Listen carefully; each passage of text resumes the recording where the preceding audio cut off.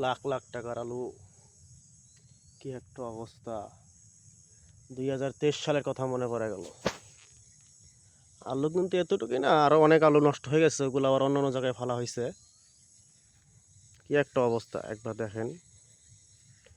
হ্যাঁ, আলু মানুষের জীবন তুই খালু, এরকম একটা অবস্থা হয়ে গেছে এদের এই মাসে। আলুর বস্তার দাম কি 165 টাকা পর্যন্ত উঠে গেছে আলুর বস্তার দাম।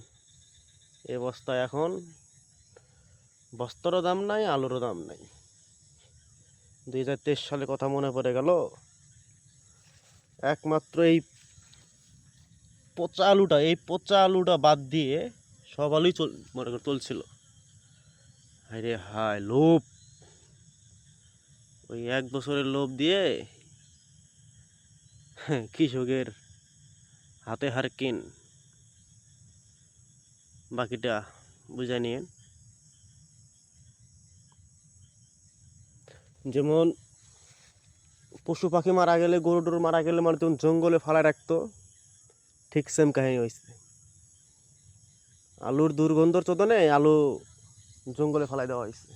দেখেন আশেপাশে, দেখেন জঙ্গল আর জঙ্গল, কি একটা অবস্থা। এবার কে যায়, আশেপাশে জঙ্গল আর জঙ্গল। এটা আবার কলা গাছছি।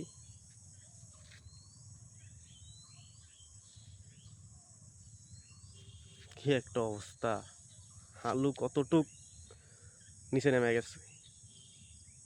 ঠিক আছে, এটা হওয়া উচিত ছিল, কেন সাধারণ পাবলিক একটা জিনিস দেখলে ওইটা, ঠিক আছে, একদম একদম মনের মতো কাজ হয়েছে, ধরা খাইছে, কি হয়েছে সারা বুঝুক বেড়ারা।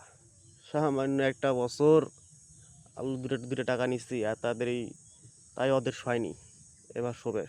শালা ঠিক আছে, কোনো আফসোস নাই তো। আল্লাহ দিছে, নিবে, এটাই আর কি করার আছে।